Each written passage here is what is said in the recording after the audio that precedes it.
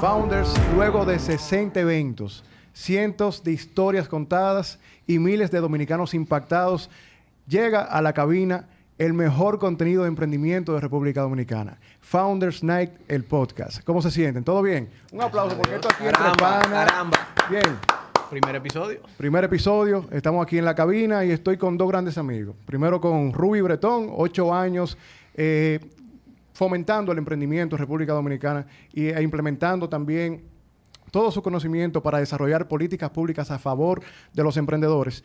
Y tenemos con nosotros un gran amigo y emprendedor, quien es nuestro invitado especial de esta tarde, Edison Santos, la encarnación de lo que significa ser un emprendedor sostenible en República Dominicana. Así que vamos a darle un aplauso a Edison. Como si estuviéramos en el founder en el evento, quiero aplausos. ¿Todo bien? Todo bien, gracias. Feliz de estar aquí y de ser parte del inicio de este nuevo capítulo, como tú decías. Tantos eventos, tantas vidas impactadas. De hecho, yo quisiera de entrada decirte algo. Emprendedores como tú, que se dedican a crear contenido para impactar de manera positiva la vida de otras personas, a veces no tienen la oportunidad de recibir la retroalimentación de ese impacto. Y ayer, cosas de la vida, justo ayer, tuve la oportunidad de vivir una experiencia chulísima con una marca que me invitó a manejar unos vehículos, dentro de ellos algunos eléctricos y demás.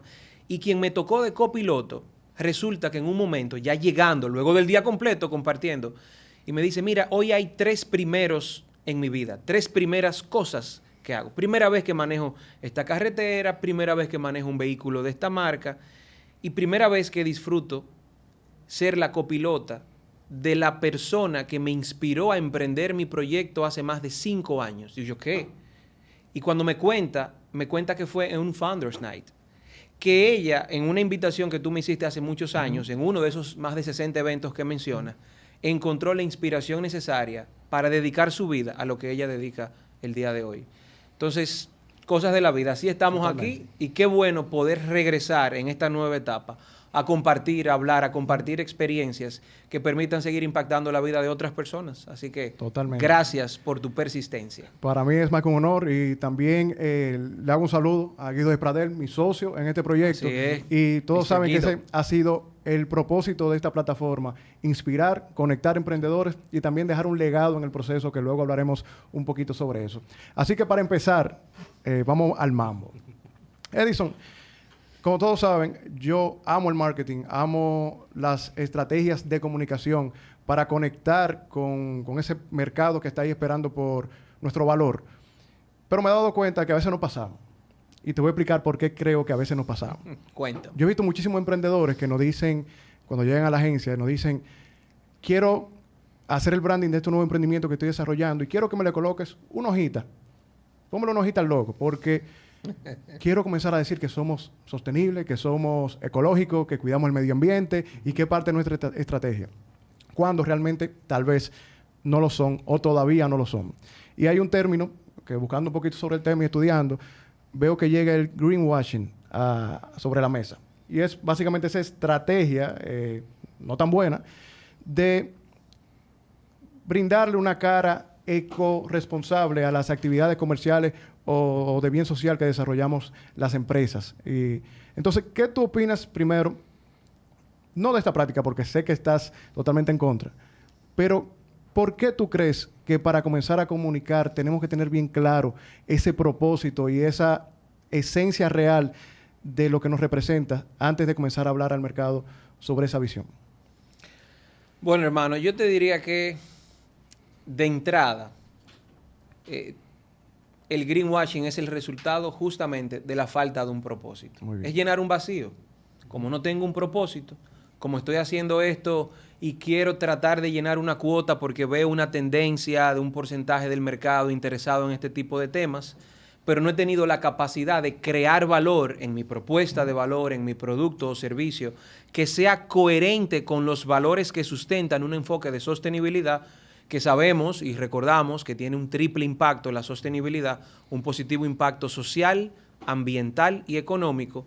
Pues entonces es más fácil yo decir, mira, hazme una nota de prensa ahí y vamos a sembrar 20 árboles y vamos a decir que ya somos sostenibles. Correcto. Pónmele una hojita al empaque de mi producto y ponle por el cuidado del medio ambiente. Pero el riesgo en ese caso es que a largo plazo, a mediano plazo, y hoy en día con el auge de la comunicación y la facilidad de poder entrar ahora en las redes sociales y validar la veracidad de un contenido, pues va a quedar evidenciado en el consumidor, en el corto plazo, vamos a decir, la carencia de coherencia en los valores de esa marca. Correcto. Porque la sostenibilidad o ese enfoque de querer hacer las cosas con propósito no es algo de un día, no es un acto, es un hábito. Es la forma en la que un emprendedor, una empresa, un equipo, un producto, una marca entiende que debe ser la forma en la que debe de actuar. Está, cuando es orgánico y real, impregnado en la manera en la que esa marca, producto, emprendedor percibe el propósito de su producto o servicio en el mercado o en la vida de las personas que utilizan ese producto o servicio. Entonces, al día de hoy es un indicador muy clave en cualquier sector, el tema del uso del greenwashing, pero el mercado también ya está consciente y se va a dar cuenta si es una opción de un día o si simplemente en el fondo realmente es una intención que está impregnado de manera transversal en la propuesta de valor de ese producto o servicio. Correcto. Sabe que repito mucho cuando hablo de marca, si no es real no es sostenible. Es así. Si no es real no es Totalmente sostenible. de acuerdo contigo. Y es un tema de acción, de coherencia y de que de verdad estos valores estén en el alma de tu marca o de tu empresa y no necesariamente solamente como estrategia de comunicación. Entonces, primero quería dejar eso bien claro porque vamos a hablar mucho de lo que tú estás haciendo, de tu pasión por el mundo sostenible y de tu pasión por dejar una mejor República Dominicana con un sello eco en el proceso. Una rentabilidad con propósito. Rentabilidad. Eso que menciona Edison me acuerda mucho al why, de que tanto habla Simon Sinek, el porqué de las cosas. Y creo que el greenwashing se crea por eso.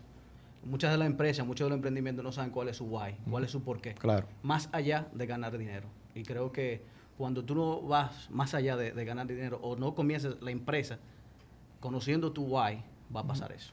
Es así. De hecho, yo creo que nosotros tres tenemos la oportunidad de tener experiencias. Creo que de ahí viene nuestra amistad, de trabajar con todo este tema de emprendimiento desde hace muchos años. Y no sé si ustedes, al igual que yo, perciben que en muchos concursos de emprendimiento, cuando van a hacer el pitch o la presentación de la propuesta de valor, de un momento a otro sacan la parte ecológica. Y vamos a impactar el medio ambiente de esta manera. Y tú te das cuenta claramente que no tiene nada que ver, que esa propuesta de valor es un business as usual, que no tiene nada de malo desde el punto de vista de que si logra una rentabilidad, está atendiendo una necesidad del mercado. Pero ese force y vamos a impactar estos objetivos de desarrollo sostenible o vamos a impactar de esta manera la parte ambiental.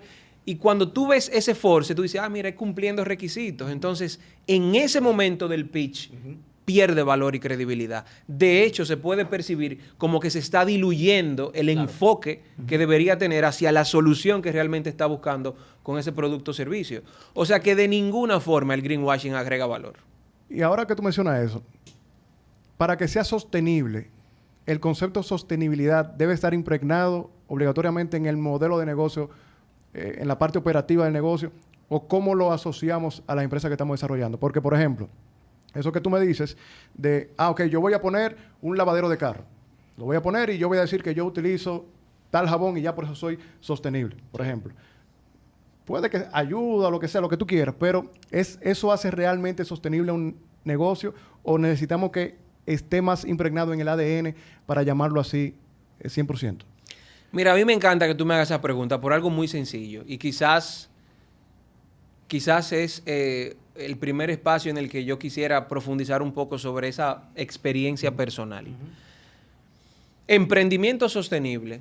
Vamos a estar claros y vamos a defender esa vaina, como digo yo. Emprendimiento sostenible, señores, no existía como concepto. Cuando yo me voy a España con una beca en el 2009 a hacer un MBA en Desarrollo Sostenible y Responsabilidad Social Corporativa, cuando no se hablaba de eso, cuando no existían los Objetivos de Desarrollo Sostenible, que fue en el 2015, cuando no se hablaba del Acuerdo de París, que fue en el 2015, el tema contra el cambio climático, o sea, cuando no estaba Elon Musk, cuando no estaba el medio ambiente de moda, yo me voy a hacer ese MBA y recuerdo que estando en España con un vinito, con unos amigos y buscando ese tema de propósito que siempre ha marcado mi vida. Yo decía, esta noche vamos cada uno de nosotros a definir cuál va a ser nuestro aporte al mundo, nuestra meta. Y yo recuerdo que yo dije, yo voy a desarrollar un modelo que tenga que ver con mi pasión y con mi talento, porque yo escucho en las charlas de emprendimiento que el que vive de su pasión y su talento no termina trabajando, sino que vive feliz. Sí. Y recuerdo que dije, mi pasión al final es el emprendimiento, desarrollar negocios, nuevas ideas, creatividad, pero mi talento es la sostenibilidad porque vengo del área de negocios y me estoy especializando en esto ahora, en ese momento fuera del país. Y surge entonces el concepto de emprendimiento sostenible. No existía. Yo entré a Google, yo busqué, no había nada de referencia. De hecho, la página oficial al día de hoy de la firma es emprendimientosostenible.com, clean. Entonces, es importante destacar como un dato al margen de nuestra conversación que la República Dominicana es considerada pionera en la promoción como precursora del concepto de emprendimiento sostenible, que al día de hoy, gracias a Dios, es parte de un estándar. Yo decía, es que no puede haber emprendimiento solo porque ese solamente quiere ganar dinero. Y no puede haber emprendimiento verde, como le llamaban en ese tiempo, porque ese solo toca lo verde, lo ambiental. Como no puede haber, como lo hacía y lo ha promovido todo el tiempo Ashoka, el emprendimiento social. ¿Por qué? Porque yo estaba estudiando esta maestría donde por primera vez descubría que para ser sostenible habría que lograr el impacto económico tradicional, pero con un positivo impacto social y ambiental. Y yo dije, pues el tipo de emprendimiento que necesitamos es el emprendimiento sostenible, aquel que logre el triple impacto. Buenísimo. Y orgullosamente eso es un concepto dominicano que hemos tirado para adelante y tenemos que aprovecharlo y abrazarlo. Totalmente. Diciéndote eso y en respuesta a tu pregunta, claro que sí. Para hacer un emprendimiento sostenible, la concepción es que el producto o servicio debe generar un triple impacto. Y podemos irnos al estado de resultados. Tú me puedes mencionar una empresa ahora mismo y los amigos que están y amigas que están viéndonos o escuchándonos podrán pensar, si yo les digo, piense en una empresa que para usted sea el referente de empresa sostenible o de empresa socialmente responsable. Y le van a llegar, como le gusta a Pichardo, algunas marcas, ¿verdad? Algunos logos. Y usted pensará ahora, ¿por qué usted entiende que ese producto o servicio, esa marca o esa empresa es sostenible o socialmente responsable? Y sin dudas va a ser porque usted está vinculando alguna acción que usted entiende que esa empresa, marca, hace, y usted entiende que porque esa marca hace eso, entonces puede ser considerada sostenible o socialmente responsable. Pero el detalle es que muy bien puede ser un greenwashing, que usted esté leyendo que esa marca dice que hace. Y si lo que hace es una actividad que no tiene que ver con su producto o servicio, si a usted lo que le llegó a la mente fue una marca de un producto alimenticio o de una marca de ropa o lo que fuera, y lo que usted recuerda de que esa marca sea sostenible es alguna acción, programa o evento específico que realizó, resulta entonces que no es coherente en el tiempo. Y me explico por qué. Si cogemos el estado de resultados, estamos hablando de negocios aquí, en el estado de resultados, y yo te pregunto, tú eres esa marca que hiciste un evento importante para una fundación de niños donde tú todos los años le das unas donaciones y tú apadrinas esas 200 escuelas, por decir algo. Pero tu negocio es de vender ropa, por decir algo. En tu estado de resultados, el aporte que tú haces a esas escuelas, ¿en qué parte se registra? ¿En ingresos, en costos o en gastos? En gastos, seguro. En gastos. Entonces tu empresa generó más o menos rentabilidad. Menos. Porque la empresa tiene más gastos. Entonces no puede ser que tu evidencia de impacto social y ambiental sostenible destruya valor. Porque lo que estamos buscando es un desarrollo sostenible y el desarrollo se mide con el Producto Interno Bruto, que es el valor que crean todas las empresas de los distintos sectores privados, pero el valor que crean es en función a la rentabilidad que generan, a los beneficios. Cualquier cosa que afecte mis beneficios disminuye el desarrollo, por ende pone en riesgo el desarrollo sostenible. Ahora, si el valor que esa empresa o marca que te llega a la mente tiene está atado a su producto o servicio, entonces, ¿en qué parte del estado de resultado se registra ese impacto positivo? En la venta. Por ejemplo, si ese celular estuviera hecho de plástico reciclado, ya mi materia prima es plástico reciclado. Yo impacto reduciendo la huella de plástico virgen cada vez que vendo un celular. Por ende, en el ingreso es que yo estoy generando el impacto. Un caso puntual de comensajería. Yo no doy donaciones, ni tengo que tener ninguna alianza especial.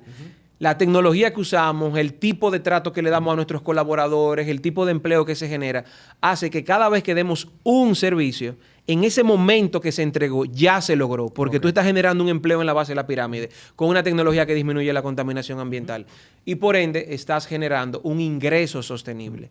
Claro. Entonces, esa va a ser la manera de saber si el negocio es realmente un emprendimiento sostenible o no. Si está atado al producto o servicio, el famoso impacto social y ambiental, y por ende, si haces el ejercicio y en el estado de resultado, eso que presenta está atado al ingreso, estamos aumentando el desarrollo a través del Producto Interno Bruto. Y si no, lo que estamos es aumentando gastos y con razón, desde que hay una crisis, lo primero que se va en un consejo de una empresa es las famosas acciones de responsabilidad social. Sí. Interesante. ¿Sabes que el término de emprendimiento sostenible siempre me hizo clic desde el inicio? Tengo más de 10 años conociendo a Edison, conociendo el término, y me hace clic porque ahora está muy de moda el emprendimiento social y lo que es la inversión de impacto. Pero yo creo que todos los emprendimientos son sociales. ¿Por qué? Cualquier emprendimiento, cualquier persona que decide crear un nuevo negocio, está dejando de tomar un empleo en la economía. Crea el de él. Y no solamente eso, sino que cuando la empresa va creciendo, crea más empleos y va impactando más familias. Por eso los gobiernos deben promover el tema del emprendimiento. Pero con el emprendimiento sostenible va más allá de eso y rompe todo lo de emprendimiento social. Todos los emprendimientos son sociales, pero el emprendimiento sostenible es que tú tengas desde la concepción del negocio ser sostenible y ser ecoamigable y ser realmente una contribución más allá del dinero a la sociedad. Así es. Y todo eso sin dejar de ser rentables. Claro, estamos hablando de crear valor. Por eso yo decía, el Producto Interno Bruto lo que mide es el valor creado por cada sector productivo. Entonces, si no creamos valor, estamos disminuyendo el desarrollo. Entonces, el desarrollo sostenible es seguir creciendo a nivel económico, pero con ese propósito de ir más allá del dinero y generando de camino un positivo impacto social y ambiental. ¿Y qué tanto nos vemos tentados, un emprendedor con enfoque de sostenibilidad? ¿Qué tanto nos hemos tentado a abandonar todo ese mundo de sostenibilidad? Tal vez lo que amarra a nivel operativo, querer mantener esa ideología dentro de nuestras operaciones. ¿Es difícil o tú crees que te ayuda mucho más a mantenerte firme en el camino? ¿Cuál ha sido tu experiencia en esa parte? Las dos, señores. No vamos a poner aquí romántico. Las dos. Por un lado, es totalmente estratégico que cualquier emprendedor, cualquier persona que quiera desarrollar un producto o servicio, una empresa, tenga un propósito que vaya más allá de ganar dinero. Okay. Porque algo seguro en el desarrollo de los negocios y el emprendimiento son los problemas, la falta de capital, las situaciones difíciles. Entonces, como la parte económica mayormente va a hacer falta o se va a poner en riesgo en algún momento, el hecho de que tú tengas algo que vaya más allá de la rentabilidad y que tú entiendas que es que el éxito de ese proyecto, de ese emprendimiento, va a generar un impacto positivo en la vida de las personas, en el medio ambiente, es una reserva estratégica emocional. Okay. Que cuando se acaba el dinero te va a quedar ese y tú vas a decir, no, pero es que yo tengo que hacer esto porque yo no puedo defraudar a el medio ambiente, las futuras generaciones, la sociedad, las comunidades que van a ser impactadas positivamente. Entonces, ojo, es una cuenta de ahorro emocional de la cual tú vas a disponer como una reserva para cuando vengan los momentos de crisis. Sí. Pero si tú solamente estás viendo la parte de rentabilidad, la parte de económica, y como es normal, puede que haya una crisis económica en el desarrollo de cualquier negocio, desde que tú tengas esa primera crisis económica, se te acaban las razones por las cuales seguir tirando para adelante. Claro. Porque se fue la parte económica. Entonces, desde ese punto de vista, totalmente válido, positivo, un propósito que vaya más allá del dinero y que sea lograr el impacto social y ambiental. Ahora bien, la otra cara de la moneda. La sostenibilidad es algo relativamente nuevo desde el punto de vista de que apenas estamos quizás en 2 generaciones de transición. Pero estamos justamente en un proceso de transición. No todos los vehículos son eléctricos y no todo el mundo se puede comprar un vehículo eléctrico. Sí. No toda la energía es renovable y no todo el mundo puede comprar paneles solares. Sí. No toda la ropa es de algodón orgánico e inclusive si lo fuera, no todo el mundo puede comprar esa línea Green Clothes Fashion que está en una esquina de algunas tiendas ya como una opción. Entonces, desde ese punto de vista y desde el punto de vista del desconocimiento y la falta de apoyo de las autoridades en cuanto a la promoción de inversiones y desarrollo de negocios sostenibles, es una limitante. Es una limitante porque requieres más inversión, Es una limitante porque hay menos oferta de ese tipo de materias primas, productos o servicios. Y obviamente la competencia tradicional, como no tiene que hacer esas inversiones, pudiera llegar a ser más competitiva en costos. Correcto. Y por ende te genera un riesgo a nivel de negocio. Porque quizás para tú operar de manera socialmente responsable, pagando los salarios que tú tienes que pagar, con la mayor cantidad de incentivos que socialmente tú deberías dar, invirtiendo en las tecnologías de última punta para disminuir la contaminación ambiental, tú vas más forzado. Claro. Y el cliente mayormente en el mercado se orienta a precio. Y si tú no logras esa eficiencia operativa con inversiones significativamente altas en una primera etapa, como sabemos que es el tema de la renovable o la movilidad eléctrica, que tiene un valor económico en el tiempo, pero no quizás en una inversión inicial, entonces pones en riesgo la continuidad del negocio. Y es algo que tenemos que tomarlo en cuenta porque ahí entra nuevamente el propósito. Correcto. Si nada más pienso en dinero, digo, suelta eso. ¿Qué vehículo eléctrico? ¿Qué paneles solares? ¿Qué pagarle de que bien a los empleados? Corta todo eso, que aquí lo que hay que ser rentable y ya. Pero si ese propósito tiene ese fin que va más allá del dinero, ya no solo te sirve para mantener una reserva emocional de tirar para adelante cuando se apriete la cosa, Claro. sino que también te da la energía suficiente para tú mantener el modelo de negocio, porque ya tu visión no es ganar a corto plazo, sino construir valor compartido a largo plazo. Y ahí entra la magia del emprendimiento sostenible. Buenísimo, buenísimo. Y hablando de largo plazo, vamos a dar un rewind primero. Y a poner la sostenibilidad un poquito de lado en esta conversación. Edison Santos lo he visto batallando hace mucho. Y recuerdo que la primera vez que escuché sobre emprendimiento sostenible, tú me respondiste un tweet hace como 2012 por ahí, me imagino que fue, o 2013. Yo tuiteaba muchísimo. Señores, yo tuiteaba Sí. más antes que ahora. Oye, Yo retomé ahora por Elon Musk, que estoy tuiteando para ver si nos vemos por ahí, pero yo tuiteaba mucho Me más respondiste antes un así. tweet a Emprender RD para que vean que es interesante el tema del propósito y lo constante que uno es hablando sobre un tema específico y enamorándose de un tema específico. En 2013 o 2012, por ahí, tú me respondiste un tweet y yo veo esta cuenta Emprendimiento Sostenible. Y yo, ¿quién es este tipo? Comenzamos una conversación, nunca nos conocimos y creo que después nos vimos en un evento. Pero te pregunto esto porque tienes ya más de una década trabajando el tema. Sí, celebrando una década ahora. Bien, bueno, tienes trabajando muchísimo el tema y todos ven Ecomensajería ahora con 150 mensajeros. Más de 250. Más de 250. En 16 provincias. En del 16 provincias. Vemos los resultados, no vemos el trayecto. Entonces yo quiero que tú me cuentes un poquito cuáles fueron esos primeros pasos de este emprendimiento sostenible, pero quiero conocer cómo fue ese proceso de joseo, aterrizándolo al dominicano coloquial. ¿Cómo fue? Sin romanticismo. ¿Cómo tú empezaste? ¿Cuáles fueron los pasos que diste y qué estaba pasando por tu mente en ese momento? Te lo puedo contar de dos maneras. La parte económica, que es lo que mayormente el emprendedor quiere saber, cómo fue que sacaste los cuartos, si había o no había. Y la parte ya estratégica del negocio. La parte económica, todo arrancó con un préstamo de 50,000 pesos que me consiguió un amigo que trabajaba en el Banco León, cuando era solo León. Mi amigo Carlos de la Rocha, un abrazo donde quiera que esté, mi hermano Carlos de la Rocha. Y con eso pude traer o adquirir la primera moto eléctrica en el año 2013. Eso fue luego de que en el 2012 el Ecoconcho, que fue la primera idea. Sí. Imagínense en el 2012 yo queriendo traer vehículo eléctrico para hacer transporte público en la Lincoln y la Churchill y que rotulado con marcas privadas. Era muy adelantado al tiempo, no funcionó, Hubieres y compañía, era muy difícil. Pero de ahí, Emprendedores al Fin, tomamos la persistencia, convertimos lo que pudo haber sido un fracaso en una oportunidad, claro. Y con esa experiencia tomamos mejores decisiones y nace la idea de Ecomensajería. Entonces, 50,000 pesos la primera moto, eso arrancó en mi casa, yo despachaba desde el comedor, literalmente, y yo era el primer mensajero validando la idea de negocio a nivel de producto mínimo viable, que estaba muy en boga en ese tiempo, el tema del Lean Startup, Eric Rice, mi producto mínimo viable. Entonces yo era esa validación inicial y luego conseguí un mensajero que iba cuando yo lo llamaba a hacer entrega. Yo le ponía el uniforme, le prestaba la moto y él hacía las entregas puntuales que había. Muy bien. Recuerdo que en estos días vi un TBT que hice.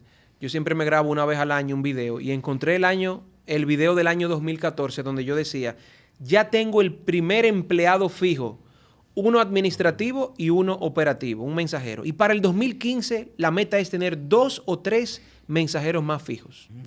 Ya ahí en ese tiempo habíamos cogido préstamos personales de la esposa, dinero prestado al hermano, lo que en emprendimiento se llama bootstrapping en Friends, Families and Fools, la triple F. la triple F, Friends, Families and Fools. Ya al 2016, Ecomensajería gana como modelo de negocio inicial el Chivas de Venture. Sí. En Chivas de Venture, con los votos, recaudamos unos $16,000. ¿Ok? Ya había 2 o 3 clientes.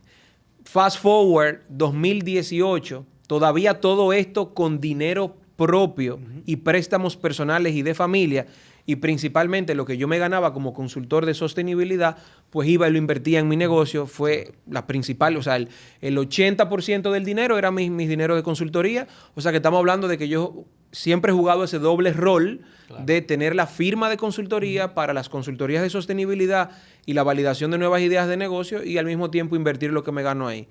Llega Fernandito Rainieri, que iniciamos la conversación desde el 2016, pero no fue hasta el 2018 que se materializa la inversión.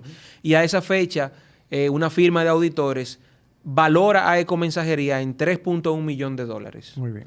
A lo que Fernandito Rainieri decide que quiere el 50%. Y por ende va a ser una inversión prorrateada de ese 1.5 millones, una parte para mí como dueño del negocio, otra parte de capital para el negocio. Lamentablemente, como muchos saben, al mes y 2 semanas de iniciar esa alianza, Fernandito, mi socio, pierde la vida en un accidente de tránsito y legalmente no se pudo llegar a hacer la inversión que ya se había firmado. Lo cual nos llevó a un periodo 2019 donde no hubo inversión, donde yo tampoco podía hacer inversión de manera independiente hasta que no se realizara un cierre de ese tema de sucesión. Claro. Finalmente me entregan el negocio en el 2020. Yo retomo el control al 100% del negocio. Y es el momento en el que digo, voy a invertir lo que tengo ahorrado y vamos a retomar con fuerza Ecomensajería. Eso fue en marzo. Y en marzo cerramos 17. El país por la pandemia. Tú dijiste eso del 16. Es así. Y el 17 cerramos. Fast forward, señores, de pensar que el último dinero que quedaba era para pagar prestaciones. El año pasado, cerrando el 2021, estuvimos negociando con una firma de inversión que vino de Dinamarca con una valoración de Ecomensajería de $12 millones. Buenísimo. Entonces, todo el capital inicial, todo el recorrido fue con el sudor de mi frente, como dicen, accediendo al capital que pudo haber estado disponible. Que sí, que como emprendedor en su momento yo pude haber dicho, no, porque aquí no hay capital, porque aquí no se invierte. Señor, eso siempre va a ser así. Es uno que tiene que tirar para adelante. Claro. Es usted que tiene que tirar para adelante con su idea de negocio, utilizar sus propios recursos, dividirse en 4 si de verdad usted cree en eso, para encontrar los recursos necesarios para materializar y validar su idea de negocio. No es verdad que el fracaso de un emprendedor depende de que alguien no quiso invertir. Eso es una excusa. Claro. Entonces, no había cuarto. Todavía al día de hoy las inversiones, imagínate, cuando yo pensaba que iba a recibir lo de Fernandito, no se dio por el tema de su fallecimiento. Y con esta firma de inversión, al final, no accedimos a la inversión porque no nos convenía desde un punto de vista estratégico. Okay. Y ahora entonces ya el negocio tiene una capacidad en la que puede apalancarse de manera orgánica en el sector financiero. Y por ende no tengo que diluirme como dueño del negocio y puedo seguir aumentando el valor del mismo accediendo a las herramientas tradicionales financieras porque ya la operación lo permite. Ojo, 9 años después. Entonces yo creo que el problema no está en si hay capital o no hay capital, si hay inversionista o no hay inversionista. Sí, podemos profundizar en eso porque sin duda que hay oportunidades. Claro. Pero hay algo que siempre se ha dicho en el mundo del emprendimiento y yo puedo reafirmarlo. La persistencia. No es de un día para otro. El que quiera meterse en emprendimiento porque es chulo, porque mañana voy a ser millonario y voy a andar en jipete y voy a salir en revista, como en su momento podemos hablar de si eso agrega valor o no, claro, el ecosistema y demás. Es persistencia, señores. No es de un día para otro. Por eso, a nivel de esa experiencia, yo invito a que la mayor fuente de capital es que usted le ponga un propósito que vaya más allá del dinero a su negocio para que cuando vengan los riesgos usted tenga de dónde agarrarse para seguir tirando para adelante. Y que aprenda a ser humilde y a esperar y a ser persistente para darle el tiempo a que no solamente su idea de negocio, sino el mercado madure al punto de que pueda entender su propuesta de valor, que al final el mercado es el que va a permitir que el negocio continúe o no, porque al final el cliente que se pone la mano en los bolsillos para comprar tu propuesta de valor. Buenísimo. ¿Sabe que antes de pasar al próximo tema de política pública, que ahí entra un poquito más mi hermano Ruby que yo, pero yo recuerdo que estaba en un evento, me invitaron a hablar, y alguien del público se levanta y dice, pero el gobierno no nos ayuda. El gobierno no nos da la mano a la hora de desarrollar un proyecto. Necesitamos que apoye más a los emprendedores y que ayuden a que las cosas sucedan. Y mi respuesta natural en ese momento fue, es que el gobierno no está obligado a ayudarte. El gobierno no está para levantarte de la cama, hacerte vender, hacerte organizar un negocio y estructurar tu producto. El gobierno no está para eso. Tiene otras funciones, pero para eso no. Y tú hiciste, a él le dije, tú hiciste en este momento lo que tú tenías que hacer. Venir a un evento, levantarte, hablar y decir que tú tienes un negocio para potencialmente conectar con alguien aquí y que salga algo interesante. Entonces, conecto esa experiencia con el siguiente tema. Muchos creemos todavía que el éxito o el no éxito o el fracaso de mi proyecto depende del Estado. Personalmente, y podemos abrir el debate aquí, yo creo que no. Bueno. Él sí juega un rol importante, digamos, como actor del ecosistema emprendedor, importante que es de equilibrar y de brindar las condiciones donde florezca tal vez el emprendimiento o esas condiciones que sí fomentan el crecimiento del emprendimiento, pero no depende del Estado, del gobierno, que César Pizarro tenga éxito o no. Esa es mi posición. ¿Qué creen ustedes al respecto?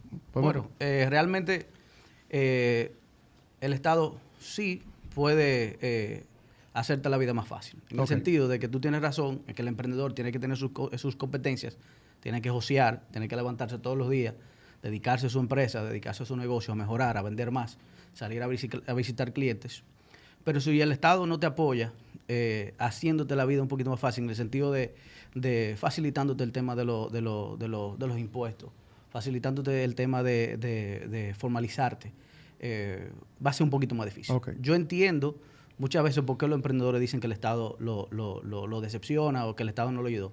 Pues cuando tú tienes que pagar un anticipo, cuando tú estás arrancando un negocio, es difícil. Y creo que, como tú dijiste, duré 8 años creando políticas públicas para el emprendimiento. Nos enfocamos bastante en capacitaciones, en brindarle esas competencias al emprendedor, en motivarlo. Todo el tema de cultura emprendedora, eso lo hicimos muy bien. Incluso hasta Capital Semilla conseguimos. Incentivamos el término de inversión ángel. Pero creo que donde tuvimos un poquito de fallos fue en eso de hacerle la vida más fácil al emprendedor para emprender, que sea más fácil. Hay algunos estados que si tú decides crear un nuevo negocio, te convalidan, te exoneran los impuestos por 3 años. Porque como dije anteriormente, tú vas a aportar a la sociedad. ¿Por qué el Estado no puede facilitarte un poquito ese tema? El pago de los, ustedes saben que aquí el pago del TCS, la AFP, todo eso, se le puede convalidar al emprendedor por 3 años, vamos a suponer 4 años, y así se le hace más fácil al emprendedor y ya se le quitan todas las excusas al emprendedor de que el Estado no lo ayudó. Entonces sí, en parte el Estado tiene que ver. Pero quisiera ver la opinión de Edison, porque yo sí sé que Edison joseó de abajo él solo. Y tuve que coger lucha con el gobierno. Tuvo que coger lucha con el gobierno. Y por eso me encantaría escuchar tu parte.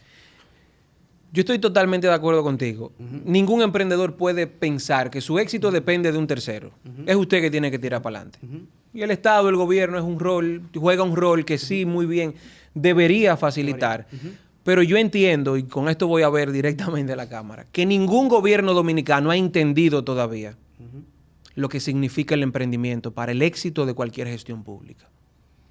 No lo ha entendido. Si lo entendiera, este país, por ejemplo, fuera la capital del emprendimiento mundial. El impacto no lo ha entendido, Edison. El impacto, la prioridad que amerita. No lo han entendido. Sí, claro que sí, ha habido muchos esfuerzos, la misma dirección de emprendimiento en su momento, que al día de hoy para mí está abandonada, ya me dirá alguien lo contrario.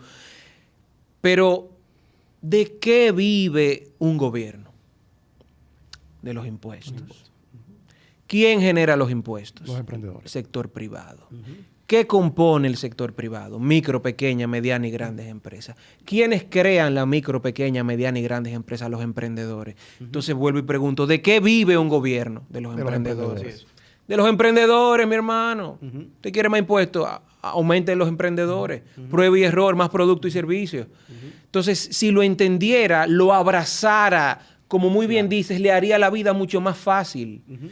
Yo puedo contarlo desde mi experiencia. Esto no es una percepción ni una opinión basada en ideas, sino en experiencia. El mismo caso, por ejemplo, de Ecomensajería. Durante años, cayendo preso por andar en motos eléctricas. 2014, 15, 16. Porque la DGI, que si no entendía que había que sacar placa porque el sistema no estaba actualizado, que si entonces la policía te cogía preso y la policía decía que tú no tenías placa, pero tú le decías que era que la DGI no emite porque ese vehículo no tiene combustión y por ende como no tiene cilindraje no le toca placa. Y la ignorancia limita la innovación, frena al emprendedor que quiere crear valor. Si fuera más de lo mismo, no hubiera problema porque ya existe. Pero cuando tú vienes con algo único, diferente, que estás de manera disruptiva creando algo que no existe en el sistema va en tu contra. Claro. Lo que hace es que te frene en vez de llevarte, en vez de facilitarte el camino. Y obviamente está toda la parte de los impuestos. Óyeme, es difícil tú tener que pagar millones de pesos en impuestos, como me corresponde a mí al día de hoy, y tú sentarte en tu casa y decir, ¿qué yo recibo a cambio? Si uno de los temas que tengo que trabajar es la inseguridad de que atracan a los mensajeros. Si uno de los temas que tengo que manejar es que a nivel de salud tengo que pagar planes complementarios privados que me cuestan un dinero y me hacen menos competitivo como emprendedor porque el básico no le resuelve la vida. Que el salario, por más competitivo que sea, no le alcanza para la canasta básica. O que tú tienes competencias desleales que pagan salarios ínfimos que destruyen la calidad de vida y por ende hay un precio de un servicio que no va de la mano con lo que debería ser, pero hay de ti que tú te atrevas ahí a hablar con una autoridad de un tema. Entonces, hay una gran oportunidad en entender que facilitarle la vida al desarrollo de nuevos negocios es directamente proporcional a construir el desarrollo de la economía, de un mejor futuro, de un crecimiento, de una facilidad de flujo, de efectivo para el gobierno y obviamente para la sociedad. Entonces, desde ese punto de vista, yo como ser humano, como Edison Santos, como emprendedor en República Dominicana, puedo decir que hasta la etapa en la que llevo algunos de mis negocios, que ya algunos de ellos son empresas grandes, según la ley dominicana, ¿verdad? Por el número de empleados o por el nivel de facturación o por el valor de los activos, yo no he encontrado en el Estado un aliado estratégico. Ahora bien, si quiero resaltar esto, alguno de los negocios está entrando en una etapa de madurez, donde ya no es un emprendimiento, es una empresa. Claro. En vez de yo como emprendedor buscar un nuevo modelo de negocios, es administrar y gestionar un modelo de negocios que ya funciona. Sí he encontrado facilidades en términos de acceso a capital. Claro. Y eso tengo que decirlo. Durante la etapa inicial, media del desarrollo de negocios, estaba solo, desamparado y en contra, es que sentía la parte pública. Ya para una empresa grande, sí hay facilidades y herramientas en términos de acceso a capital. Entonces también entiendo que puede ser, y desde nuestra experiencia, que trabajamos con esa parte muy inicial, motivacional, de despertar el espíritu emprendedor durante todos esos años, que para mí todo aquí inició desde que se creó la dirección de emprendimiento, esa es la verdad. Pues entiendo que para toda esa etapa inicial hay muchas oportunidades todavía, pero ya cuando eres una empresa que tienes las evidencias, que puede poner en garantía algunos activos, pues claro, sí, desde el punto de vista gubernamental, no estoy hablando del sector privado, claro, desde el punto de vista público, sí he encontrado facilidades y en ese sentido sí puedo reconocer que para esa etapa hay oportunidades. El detalle es que si no apoyamos las etapas iniciales, claro, son muy pocos los casos que van a poder llegar al nivel de poder aprovechar las herramientas que sí existen ya para una empresa grande. Entonces, para que haya más empresas grandes, tenemos que multiplicar por 10 el esfuerzo de crear empresas pequeñas y microempresas. Así es. Es un efecto lógico de crecimiento. Es un tema de riesgo, de que realmente una empresa grande es mucho más difícil que caiga. Entonces, por eso es más fácil acceder a capital. Exactamente. Entonces, pero yo creo que el tema de los gobiernos es que tenemos que algo que tú dijiste, es mirar más allá de los 4 años de periodos presidenciales. Porque tú vienes 10 años creando un negocio. Así es. Si tal vez hace 10 años el gobierno hubiese pensado en que en 10 años tú fueras hoy, yo creo que te apoyara más.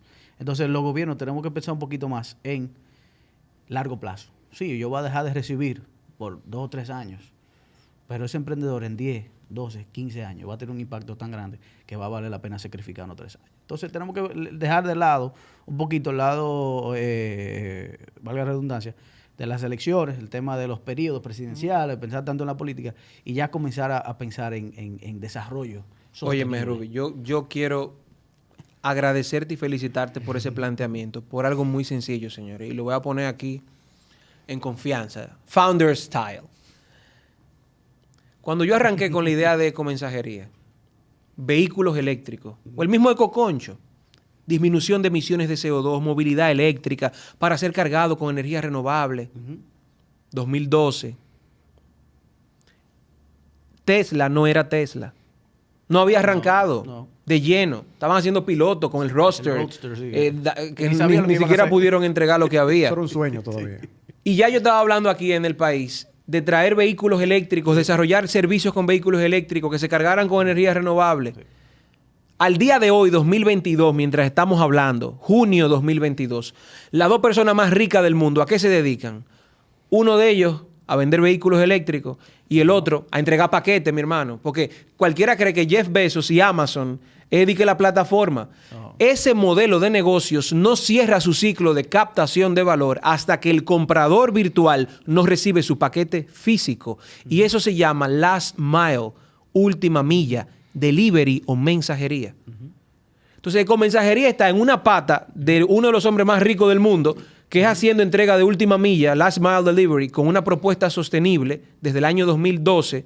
Y por el otro lado, estamos utilizando y promoviendo el uso de vehículos eléctricos, que es lo que hace el otro hombre más rico del mundo. Sí. ¿Tú te imaginas que en vez de yo estar cogiendo lucha, sacando mensajeros presos de todos los cuarteles de Santo Domingo durante varios años, hubiese encontrado un aliado en el gobierno? Correcto. Pero necesitaba y necesitan de eso que tú mencionas. Quizás el impacto, quizás los 250 familias que hoy viven de ecomensajería en 16 provincias del país, quizás el hecho de que venga un fondo de inversión de Dinamarca a explorar cómo puede ser parte de una ecomensajería en la República Dominicana, había que esperar 10 años.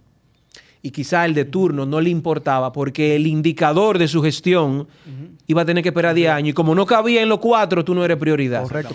El detalle es que si no cambiamos eso, va a pasar siempre. Porque lo del impacto de 10 años de hoy hay que apoyarlo, aunque no caigan en los primeros 4. Totalmente. Y es que no estamos apostando al impacto futuro, sino al inmediato. Claro, y creo que somos podamos sociedad, poner un informe. Sí, somos una sociedad que estamos apostando al inmediatismo, en todos los sentidos de la palabra. Entonces, hasta que no entendamos que tenemos que invertir, que tenemos que trabajar para dejar un legado, pero también apostando a cambiar en el futuro a una mejor sociedad, incluyendo todas las aristas que esto pueda comprender, no vamos a hacer nada. Así es. Incluso conectando tu comentario, que estoy totalmente de acuerdo, viene otra parte. Si el Estado no brinda esas plataformas, ¿qué podemos hacer nosotros como sector productivo privado para comenzar a crear una plataforma de apoyo a los emprendedores que de verdad quieren hacerlo? Pues es una cuestionante interesante. Sé que ya sabemos que hay ciertas colaboraciones tal vez gestándose y tratando de hacer lo mejor que pueden, pero ¿qué podemos seguir haciendo para que nosotros como emprendedores podamos fortalecernos para tal vez ni siquiera necesitar la ayuda del Estado en casos específicos, o si no, servir de socios reales, que es lo que deberíamos ser? Siempre hemos dicho que el Estado y el sector privado deben ser socios, deben caminar en equipo y no uno contra de otro, que tal vez en muchos sentidos de la palabra es lo contrario que ocurre. Sí. Y hay casos que también funcionan muy buenas cosas. O sea, tampoco esto no es un mundo de blanco y negro. Claro, no hay un absolutismo. Hay muchas cosas que están dando muy bien también, pero realmente el sector privado tiene que comenzar a ponerse los pantalones, unirnos más y comenzar a pensar como colectivo para el desarrollo del país. ¿Qué opinan de esta parte? Yo estoy totalmente de acuerdo y se puede. Se puede porque, por ejemplo, la materia de emprendimiento, yo tuve la oportunidad de proponerla siendo estudiante de término en la Pucamaima en el año 2006. No existía. Y en vez de yo criticar y decir que no existía, me fajé, fui donde Monseñor Agripino Núñez Collado, que Dios lo tenga en la gloria. Le dije, Monseñor, me voy a graduar, quiero hablar con usted, me voy a graduar de Administración de Empresas y aquí nunca me hablaron de emprendimiento. Pero usted dijo en la graduación de mi hermano hace un año que usted no quería que los egresados de la universidad fueran mendigadores de empleo. Pero si no promovemos a quienes generan los empleos, van a seguir siendo mendigadores. Y Monseñor acogió mi propuesta y 2 años después se creó la materia de emprendimiento. Yo no tuve que estar en el Estado para generar ese impacto, que al día de hoy es una división completa.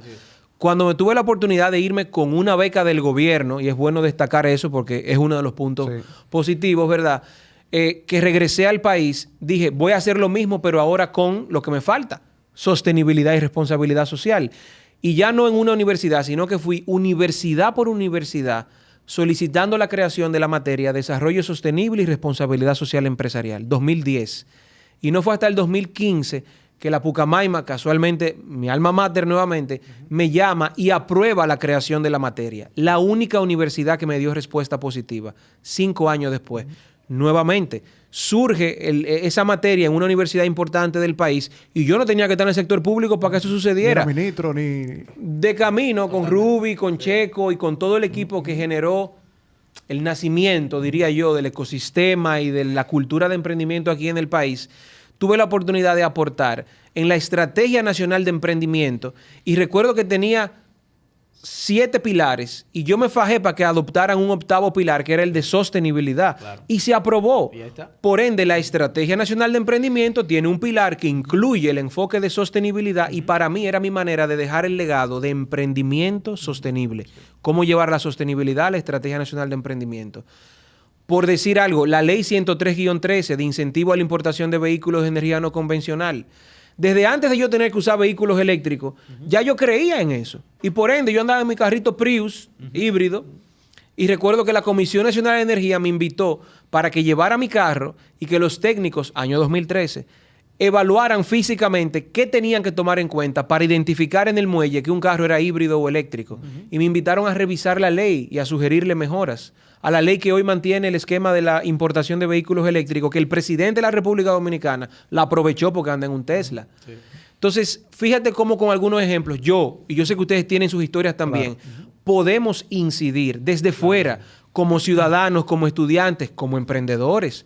Al día de hoy, yo decir que 250 familias de la República Dominicana viven de uno de los emprendimientos que he podido desarrollar, es un aporte tan válido como cualquier ministro o cualquier otra persona, sin necesidad de tener que estar en el sector público.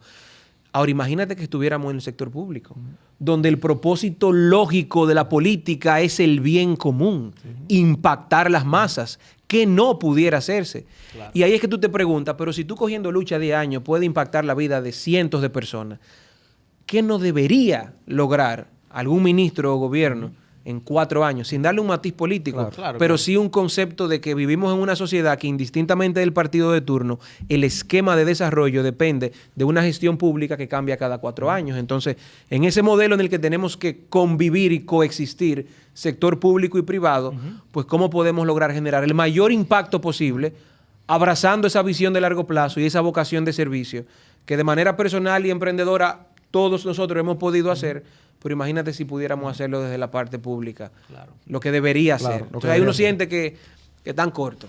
Sí. Vamos a hablar claro.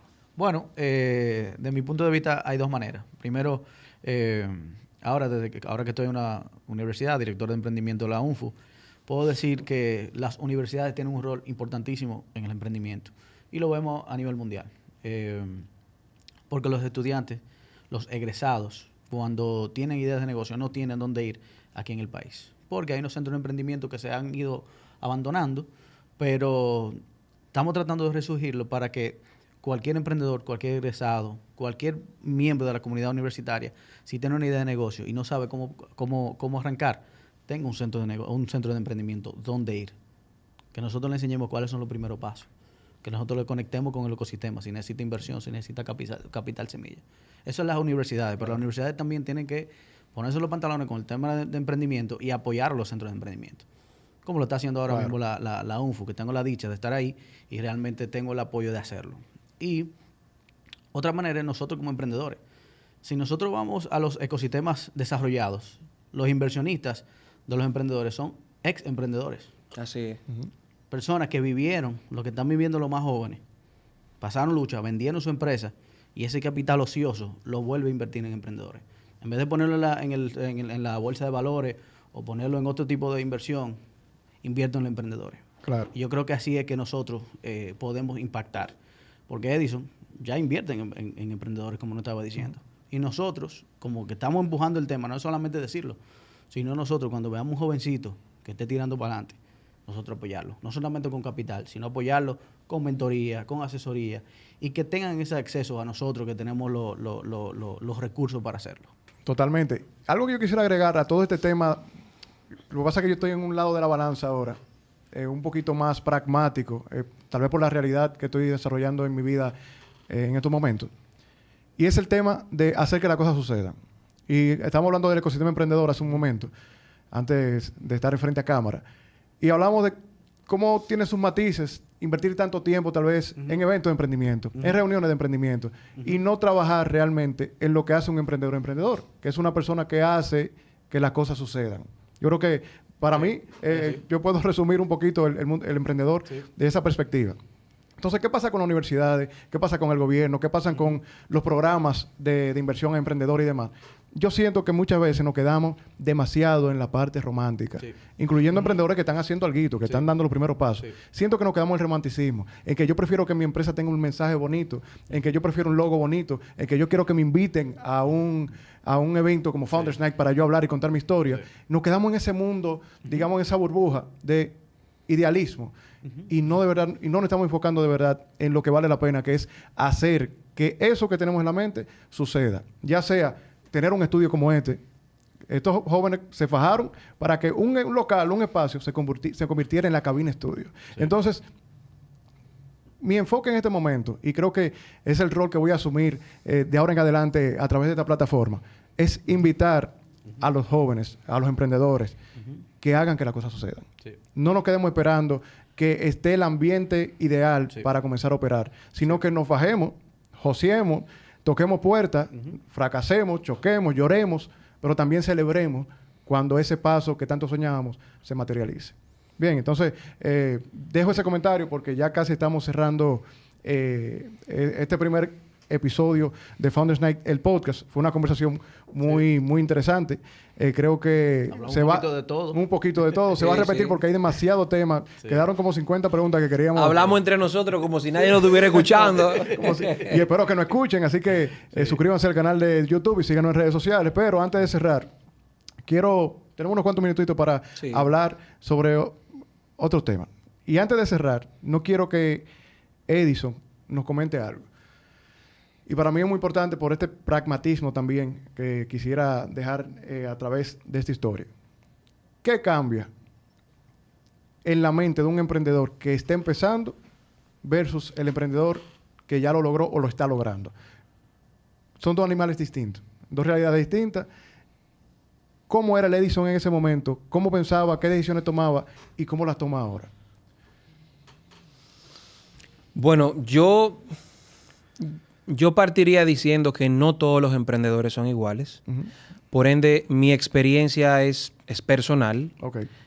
Mi estilo de emprendimiento es personal. Quizás algunos se identifiquen conmigo, quizás otros tengan otros tipos de estilo de emprendimiento y de liderazgo en sus equipos. Claro. Yo me identifico como un emprendedor serial.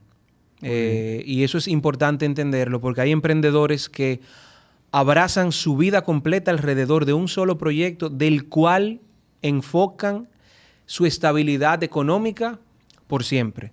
El dueño de tal empresa y esa empresa de generación en generación hace exactamente lo mismo. En mi caso, pues yo me enfoco y me identifico más con el desarrollo de varios negocios en paralelo. Con una línea transversal de que tengan mis principios y valores y de que tengan obviamente el potencial de ser considerados emprendimientos sostenibles. Dejando eso claro y para que quienes nos escuchan puedan cada quien analizar con cuál perfil de emprendedor se identifica, yo te diría que pasé de levantarme con ese brío de tirar para adelante el modelo de negocio, en este caso puntual quizás es con mensajería y encontrar la manera de cómo captar un cliente nuevo y mejorar y tener ese tiempo para dedicarme a cada detalle del modelo que permitía que fuera una experiencia bien personalizada, a liderar personas en este caso.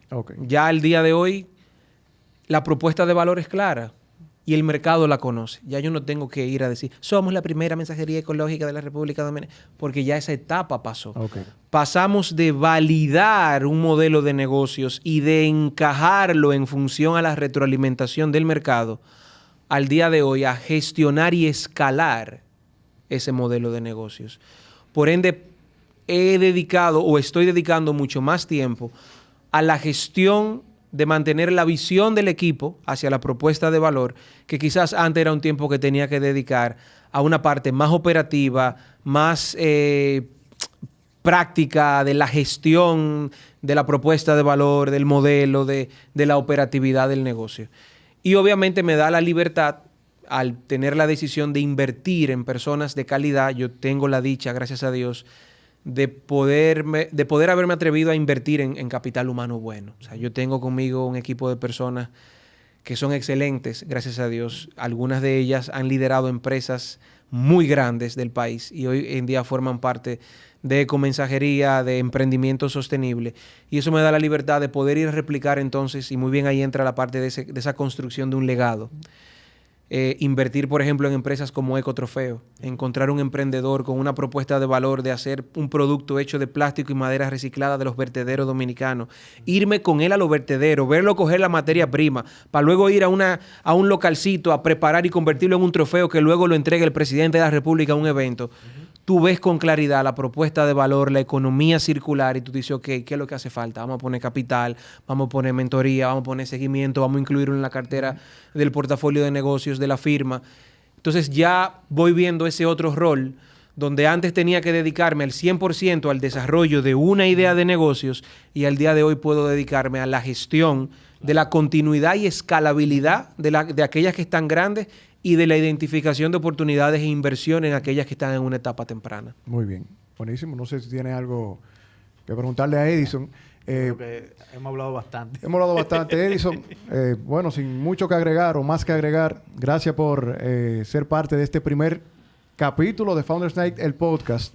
Y déjeme, antes de cerrar, decir lo siguiente. Edison me dijo a mí cuando empezamos el evento Founders Night, en el tercer evento, el segundo evento de Founders Night, antes del evento, Edison me dice, se me acerca y me dice, hermano, tranquilo que te voy a poner a valer ese evento. Y por eso, primero porque de verdad puso a valer el evento con su gran contenido, también confié y confiamos en Edison para este primer... Hace muchos años. Hace mucho de eso, wow. Hace mucho. Hace como 5 años. Por eso también confiamos ciegamente en tener esta primera conversación con Edison, porque sabíamos que íbamos a tener mucho valor en este primer paso de este proceso nuevo que vamos a emprender en Founders Night, el podcast. Así que no es hasta la próxima. Suscríbanse al canal. Síganos en redes sociales @FoundersNightRD y recuerden que para seguir compartiendo contenido de valor, tener sus conversaciones, hacer brillar sus marcas, tienen a La Cabina Estudio. Así que también pasen por aquí para que puedan compartir esa pasión por comunicar como lo tiene Founders Night. Nos vemos hasta la próxima.